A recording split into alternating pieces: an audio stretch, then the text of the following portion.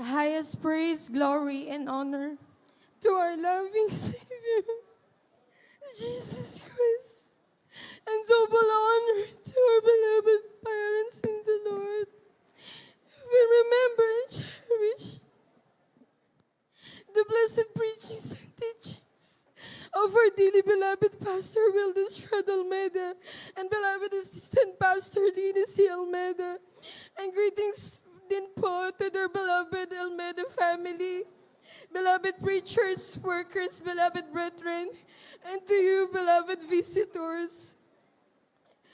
Ako po ay lubos na nagpupuri, nagpapasalamat sa ating pinakamamahal na Panginoong Yesus na ako po ay nakadalo sa araw na to, mga minamahal.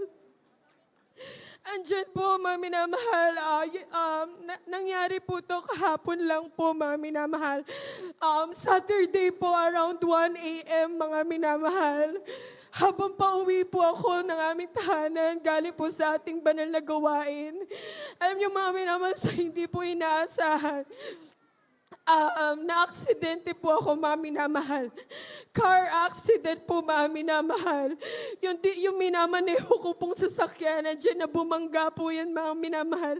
Sa isang dump truck po, mga minamahal. Andiyan po, mga minamahal na, yung naaalala ko na lang po, umiikot-ikot na po yung sasakyan, mga minamahal. Pero mga minamahal, alam niyo po, habang umiikot po yung sasakyan na yan, talagang yung pakiramdam ko po, mabagal lang po yung ikot ng sasakyan. At nandiyan po, mga minamahal, after po, nung naramdaman ko po na humihinto na po yung pag-ikot ng sasakyan na minamaneho ko, andyan po, bigla na po akong nag-bounce back dun po sa upuan ko. At andyan po, mga minamahal, nung huminto na po, andyan na naririnig ko na po yung mga tao na nagsisigawan po sila. Alam niyo, mga minamahal, andyan po na dumadami na rin po yung tao nun sa paligid ng sasakyan, mga minamahal. Andyan na yung moment pala po, mga minamahal, na umiikot na po yung sasakyan talaga. Wala po kong ibang sinambit, kundi in Jesus' name, in Jesus' name.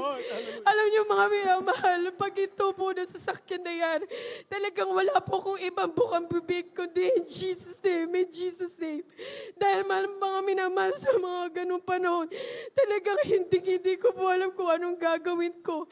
Talagang alam ko lang po, tawagan ko ang ating mahal na Panginoon, na turo po ng ating beloved parents in the Lord.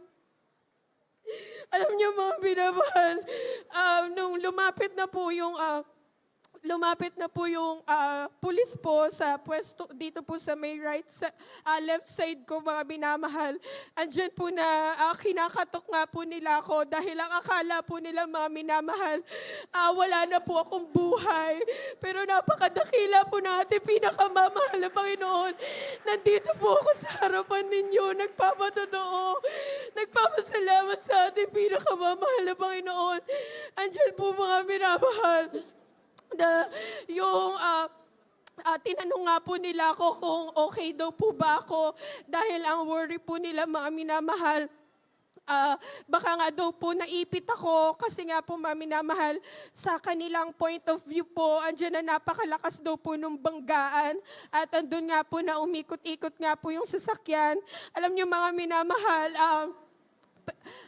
nung pagkabukas po nila nung pintuan sa side ko, andyan na nakita po nila, mga minamahal, habang chinecheck po nila ako, kasama po yung nag-responde po sa akin, chinecheck po nila yung whole body ko, dahil nung time din po na yun, mga minamahal, suot ko po is yung choir uniform. So, sa madaling salita po, white po yung suot ko. So, makikita po nila agad kung meron po akong bleeding. Alam niyo, mga minamahal, grabe yung pagpapala po ng mahal na Panginoon. Wala pong dumugo sa akin, mga minamahal. Andyan, mga minamahal, ang tanging sugat lang po na natamo ko is yung sa eyeglasses ko po dahil sa pagkakabounce ko. Pero other than that po, mga minamahal, ni isa, wala pong sugat sa aking buong katawan. Labis ko po pinasasalamatan sa ating pinakamamahal na Panginoong Isus, mga minamahal. At hindi lang po dun, mga minamahal. Gawa nga po na wala po sila nakita sa aking bleeding. So, ang worry po ng mga tao doon, mga minamahal, is baka nagkaroon daw po ako ng internal bleeding or fracture po, mga minamahal. Andyan po, habang naririnig ko po sila, andyan na po yung takot. Andyan na po, na nare-realize ko na po ko, na kung ano po yung nangyayari sa akin, mga minamahal. Andyan po na, dinala nga po ako sa ospital para mapacheck po kung ano po yung kalagayan ko, mga minamahal. Alam niyo, mga minamahal, ang pinagawa po nila sa akin is, tinanong po nila ako kung ano po yung masakit. Diyan na, unti-unti ko na nga po naramdaman yung sakit sa buong katawan po. Magmula ulo po hanggang sa paa. Diyan naramdaman ko po yung sakit. Hirap po ako maglakad. Hindi po ako makatayo, ni makaupo, makalingon. Talagang wala po, mga minamahal. Nakahiga lang po talaga ako.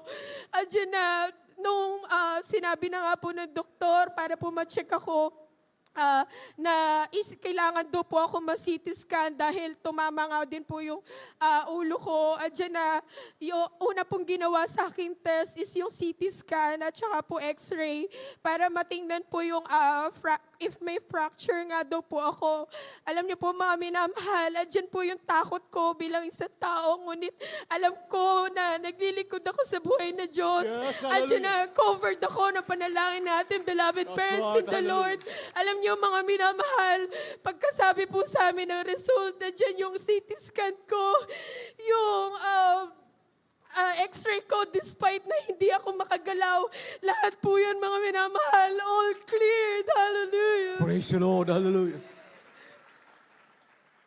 Hindi lang po yun, mga minamahal. Paglapit po sa akin ng doktor, tinanong po ako kung, dahil clear na nga po yung CT scan at yung x-ray ko, dyan na tinanong po ako ng doktor kung may iba pa daw po bang masakit sa akin. At dyan na binanggit ko po na masakit din po yung sa lower part po ng stomach ko. So, mga minamahal, inisip po nila baka dun po ako may bleeding.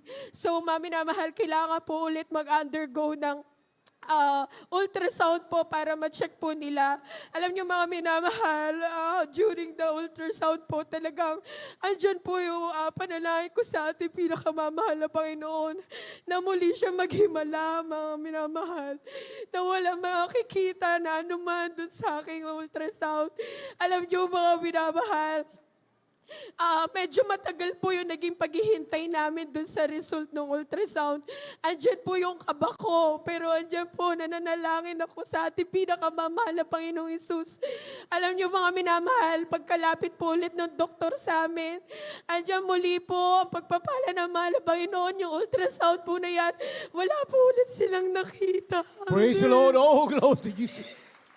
After that po, mga minamahal, sinabi na nga po ng doktor na baka nga daw po yung pananakit lang daw po ng katawad ko is traumatized lang daw po yung body ko and then in shock lang din daw po. So, mga minamahal, pwede na raw po ako makauwi on that day din po, kahapon din po. Pwede na rin daw po ako umuwi. Alam niyo, mga minamahal, hindi lang po doon nagtatapos ang pagpapala po natin pinakamamahal na Panginoon. Andyan po, mga minamahal, dumating po sa point na nag-worry na po ako sa mga bills po na babayaran namin dahil sa mga ginawa pong test sa akin. Alam niyo, mga minamahal, andyan na habang naghihintay po kaming matawag yung name ko para po lumapit yung guardian ko doon po sa counter. Alam mo ba, adyan muli po kaming nanalangin sa mahal na Panginoon na maghimala, mahal na Panginoon.